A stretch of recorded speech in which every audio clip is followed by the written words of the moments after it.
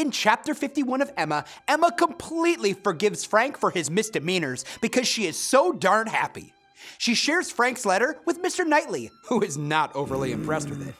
He exclaims to her, "My Emma, does not everything serve to prove more and more the beauty of truth and sincerity in all our dealings with each other?"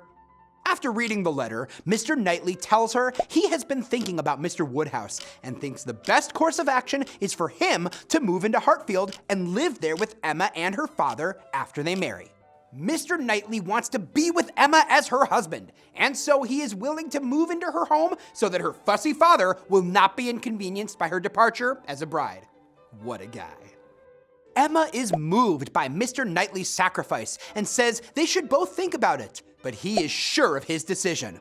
The relationship between Emma and Mr. Knightley is shown here as one in which there will be equal give and take. In chapter 52 of Emma, Harriet responds to Emma with a civil, but honestly not very friendly letter. Emma thinks that an angel only could have been quite without resentment under such a stroke. Because Harriet needs to see a dentist, Emma arranges for a London visit for her friend, where she will stay with Emma's sister, Isabella. Emma pays a visit to the Bates women and Jane. Both engagements are still secret, and Jane does not know about Emma's. Emma wants to wait to announce her engagement until after Mrs. Weston, who is pregnant, gives birth. Mrs. Elton, however, seems to be aware of Jane's engagement. Mrs. Elton continues to provide comic relief. She is upset that Mr. Knightley has kept Mr. Elton waiting and says, "I cannot imagine how he could do such a thing by you, of all people in the world, the very last person whom one should expect to be forgotten." Okay, Mrs. Elton.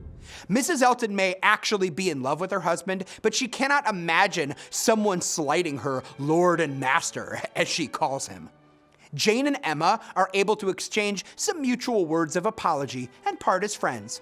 Now that both women have reached the pinnacle of happiness, they can be on equal footing, unlike Emma and Harriet.